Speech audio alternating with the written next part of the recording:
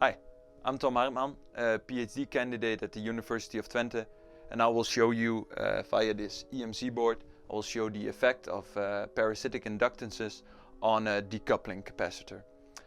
You can think of different kinds of inductances that appear, such as the track inductance, the via inductance, or the parasitic inductance of the capacitor itself. Later on with this board we will also look at increasing the capacitance value of the capacitor and see the effect it has in the frequency domain. So if you could come to the board.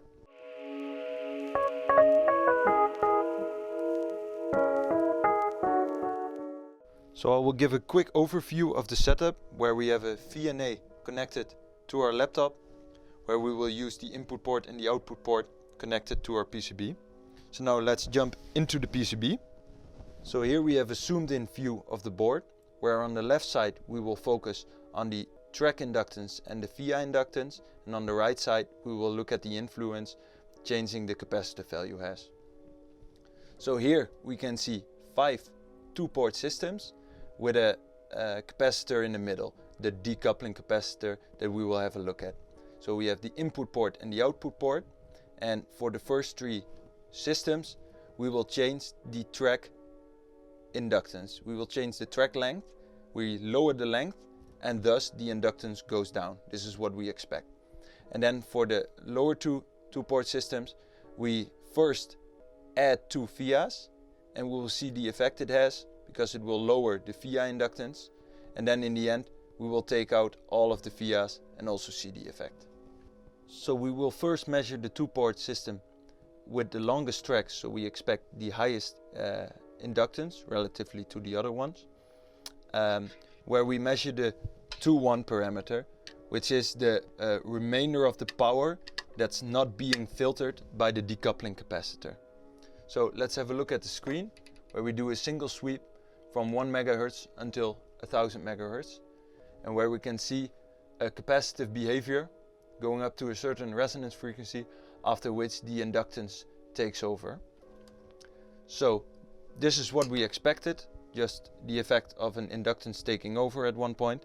So now let's go on to the second part, where the track has been shortened. So the track is shorter, so we expect a lower inductance. So like I said, we expect a lower inductance, and how do we see this back in our graph? Well, the inductance will take over a bit later at a higher frequency, and this is exactly what we see. We see the same capacitive effect, but the inductance is lower, so it will take over at a higher frequency. So let's go on. Let's go to the third one, where the path is even shorter, so we expect to see this effect a bit bigger, a bit more intense. And if we look at the screen and we do another single sweep for the third one, we indeed see this effect.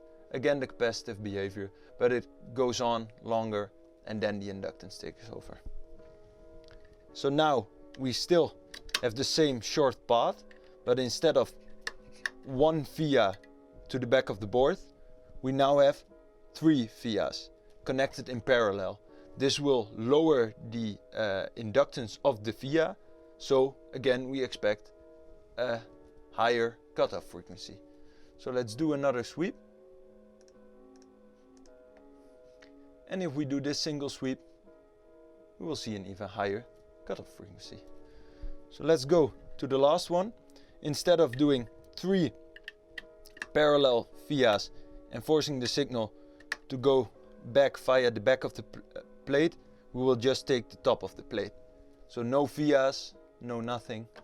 And now for the last sweep, the highest cutoff frequency, because we lowered the inductance most compared to the first one.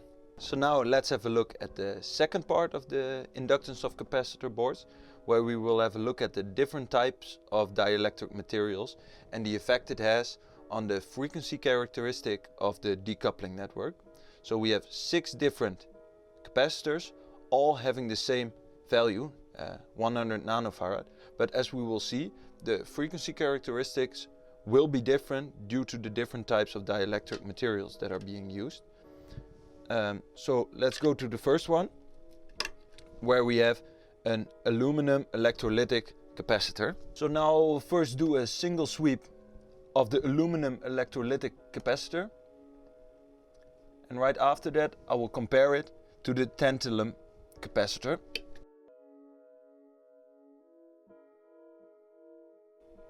And let's compare the tantalum capacitor with the aluminum electrolytic, where we can already see a big difference, even though both capacitors have the exact same value. Now let's also include the third one, the ceramic multilayer capacitor, which you can see here, where a huge difference can be seen compared to the previous one. I will just now add the fourth, the fifth and the sixth capacitor. So the PPS,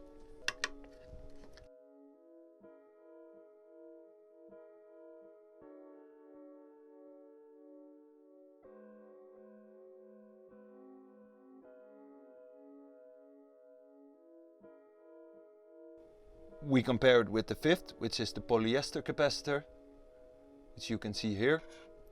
And then we compare it to the sixth one, which is the PEN capacitor.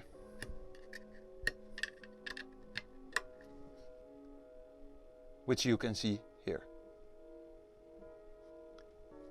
And the point that we wanted to make clear is that we have 6 capacitors, all having the same value, having almost completely different frequency characteristics when used in a decoupling network. At this point, it's important to notice that the functionality of the decoupling network is dependent not only on the capacitor value itself, but also on the parasitic inductances of the system entirely, such as the track inductance, the VI inductance, and the parasitic inductances of the capacitor itself, the way it is built by the manufacturer, and the way it is mounted on the PCB even.